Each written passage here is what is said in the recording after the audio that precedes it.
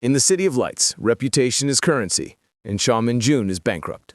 The screen opens on Seoul at midnight. Billboards flicker with faces that smile for cameras, but not for mirrors. In one of them, a man's face dominates the skyline. Sharp, perfect, impossible to forget. Cha Min Joon, CEO of Aveline Group, the king of ladies. But tonight, that crown begins to crack. Phones buzz, headlines explode. CEO of Aveline Group caught in scandal with actress Jung So-young, leaked video surfaces. The clip spreads faster than truth ever could. A dimly lit hotel room, a silhouette resembling Min Joon, and the sound of laughter that could be anyone's. It doesn't matter that it's fabricated. The world doesn't wait for evidence. In the top floor of Aveline Tower, Min Joon watches the chaos unfold on a giant screen. He doesn't flinch. His reflection, flawless, distant, stares back from the glass. Do Kyung, his COO and oldest friend, breaks the silence. "You should make a statement." "And say what?" Min Joon replies, his voice calm but hollow. "That I'm not the man they think I am?" He pours himself a drink, neat, precise. "They don't care about the truth, Do Kyung. They care about the story." Do Kyung sighs. "Then hire someone who can rewrite it." Yoo Ha Rin arrives at Aveline like a storm disguised as calm, a black folder in her hand, a faint scar near her wrist, eyes that have seen too many men like Min Joon. Charming, powerful, allergic to sincerity.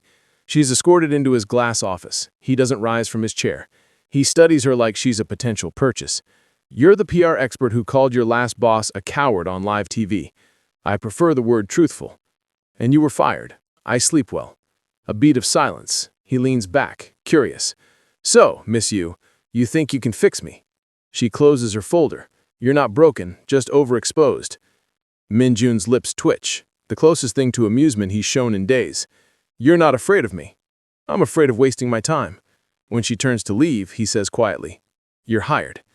The next few days are chaos. Ha Rin restructures his schedule, filters every media request, cancels a perfume campaign that used his face. "You're selling fantasy, but people are tired of fairy tales." He watches her with growing irritation and fascination. "You talk like feelings can sell products." "Not feelings, humanity." He scoffs. "You're emotionally tone-deaf, Ms. Yoo." She smirks.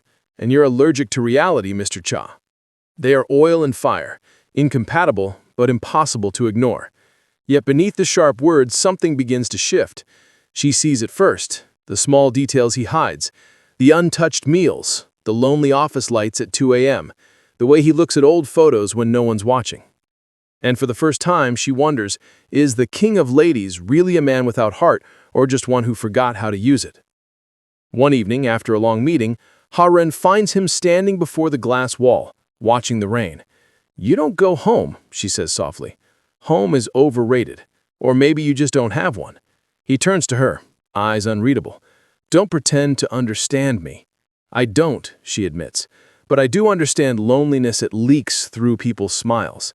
Something flickers in his gaze, a rare crack in his armor.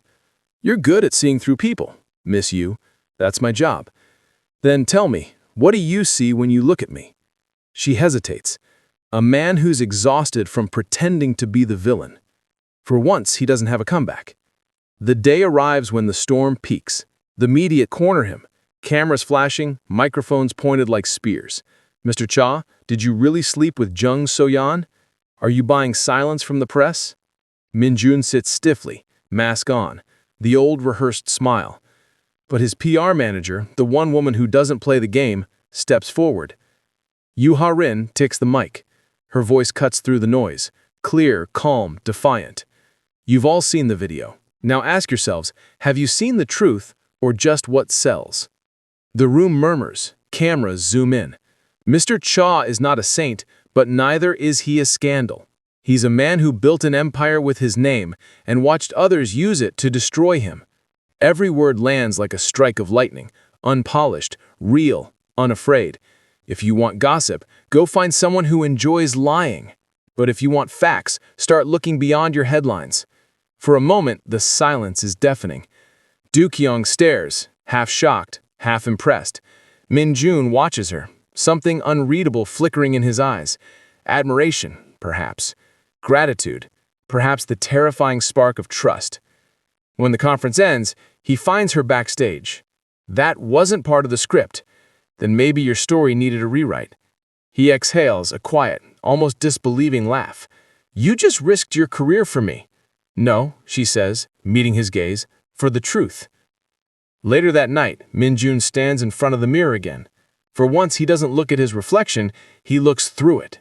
The man staring back doesn't seem like the legend they call the King of Ladies. He looks like someone who finally realized that the throne is made of glass. Behind him, Ha Rin's words echo faintly. You don't need a new image, Mr. Cha. You need a new heart. And for the first time in years, he wonders what that might feel like. Every empire begins with control, and every heart with surrender. For Cha Min Joon, the first battle has begun, and Yoo Ha Rin, she doesn't know it yet, but she's the only one who can make the king fall.